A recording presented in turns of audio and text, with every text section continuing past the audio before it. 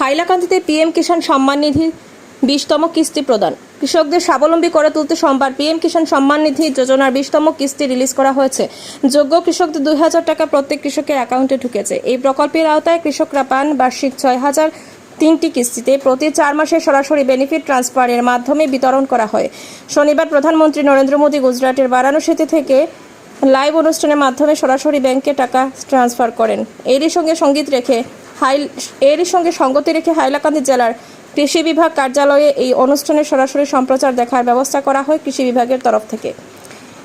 এই লাইভ অনুষ্ঠানে প্রচুর সংখ্যক কৃষকরা স্বতঃস্ফূর্তভাবে অংশ নেন। এতে এই অনুষ্ঠানে উপস্থিত ছিলেন হাইলাকান্দি কৃষি বিভাগের আধিকারিক মনোজ কুমার বৈশ্য। তিনি বলেন, এবার হাইলাকান্দি জেলায় মোট 69,998 জন হিতাধিকারী 20তম কিস্তি পাবেন। তিনি আরও বলেন, প্রধানমন্ত্রী এই প্রকল্পের লক্ষ্যে ভূমিধারী কৃষক পরিবারকে আয় সহায়তা প্রদান করা। এর অধীনে প্রতি বছর মোট 6000 টাকা দেওয়া হয়। একটি বছরে 2000 টাকা 3টি কিস্তিতে সরাসরি ব্যাংক অ্যাকাউন্টে প্রদান করা হয়। কিছু সুনির্দিষ্ট নিয়মনীতি বাদে দেশের সমস্ত ভূমিধারী কৃষক পরিবার পিএম কিষাণ প্রকল্পের অধীনে যোগ্য। প্রকল্পটি ইতিমধ্যে গোটা দেশের কৃষকদের উল্লেখযোগ্য ভূমিকা প্রদান করেছে এবং এই 20তম কিস্তি তাদের কৃষিকাজের আয়কে আরও বাড়িয়ে দেবে এবং কৃষিক্ষেত্রে সার্বিক পদ্ধতিতে অবদান রাখবে বলে বিশ্বাস করেন। তাছাড়া নতুন যারা রেজিস্ট্রেশন করেছেন বা তারা হিতাধিকারীরা তারা নিজ নিজ সার্কেল অফিসে গিয়ে ভূমির দাগ পাট্টার নম্বর সংগ্রহ করে ফার্মার রেজিস্ট্রেশন করার আহ্বান জানান জেলা কৃষি বিভাগের আধিকারিক মনোজ কুমার বৈশ্য। এদিন অন্যান্যদের মধ্যে উপস্থিত ছিলেন হাইলাকান্দি অ্যাসিস্ট্যান্ট কমিশনার আনসুরাত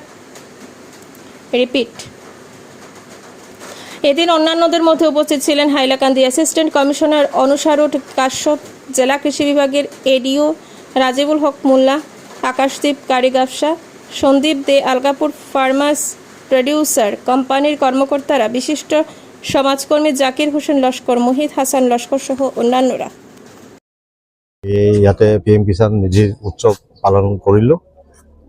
আজি আমাৰ উত্তৰ প্ৰদেশৰ বাৰাণসীত প্ৰধানমন্ত্ৰী আমাৰ অনাৰেবল প্ৰধানমন্ত্ৰী মোদী ডাঙৰীয়াই 20তম 20th ইনষ্টলমেণ্ট তাৰ পৰা চুইচ টিপি মানে সকলো খেতিয়কলৈ আজি মানে কিস্তি সোমাব তেওঁলোকৰ নিজৰ নিজৰ পাৰ্চনেল একাউণ্টত।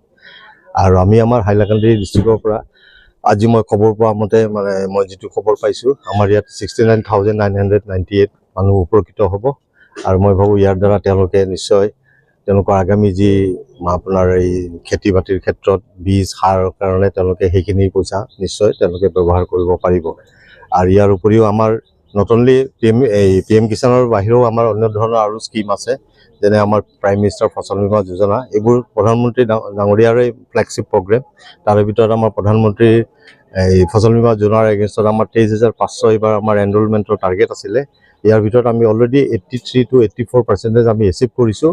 কিন্তু ইয়াতে এটা ডাঙৰ কথা হৈছে কি, আমাৰ ফাৰ্মাৰ্ছ আইডি নাছিল কাৰণে আমাৰ এই বস্তুটো বন্ধ আছিলে। কিন্তু তাৰপিছত ডিৰেক্টৰ লেভেলত বা আমাৰ অসমৰ বৰমূৰীয়াসকলৰ লেভেলত আলোচনা কৰাৰ পিছত তেওঁলোকে চেণ্ট্ৰেল গভৰ্ণমেণ্টৰ লগত কৰি বৰ্তমানৰ কাৰণে এইটো মাফ কৰি দিছে। কিন্তু মই এটা কথা এই আপোনালোকৰ বাইটৰ জৰিয়তে মই সকলোকে জনাবলৈ মানে বিচাৰিছোঁ যে আমাৰ যিখিনি আমাৰ কৃষক সমাজ আছে তেওঁলোকে এতিয়া বৰ্তমান ফাৰ্মাৰ্ছ আইডিটো ফাৰ্মাৰ ৰেজিষ্ট্ৰিটো কৰিবই লাগিব, নহ'লে তেওঁলোকে অনাগত দিনত কিছুমান স্কিমৰ পৰা বঞ্চিত হ'ব।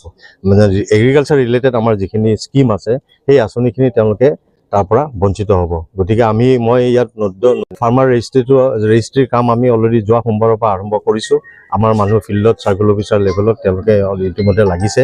কিন্তু আমাৰ যিহেতু আমাৰ ষ্টাফ বা আমাৰ ফিল্ডৰ মানুহ কম, সেইটো কাৰণে আমি কিমান দিনৰ আমি কৰিব লাগে আমি নাজানিম।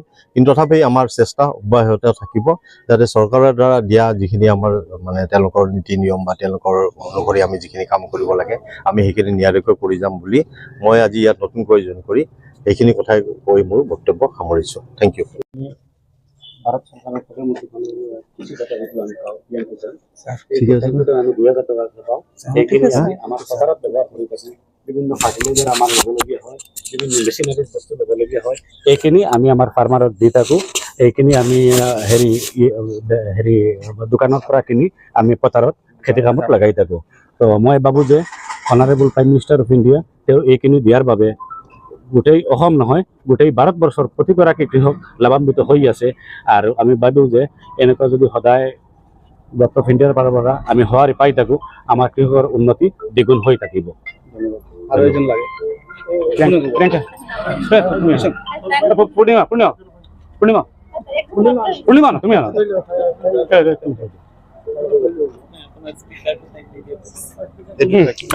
हमारा सब हालाकंदी से ये जो फसल पीएम किसान जो हमें मिलता है उससे हमें बहुत लाभ होता है, तो वो टाइम टू टाइम हमें मिलता है। उसके लिए मैं प्रधानमंत्री जी को धन्यवाद करना चाहती हूँ और भाजपा सरकार को भी धन्यवाद करना चाहती हूँ।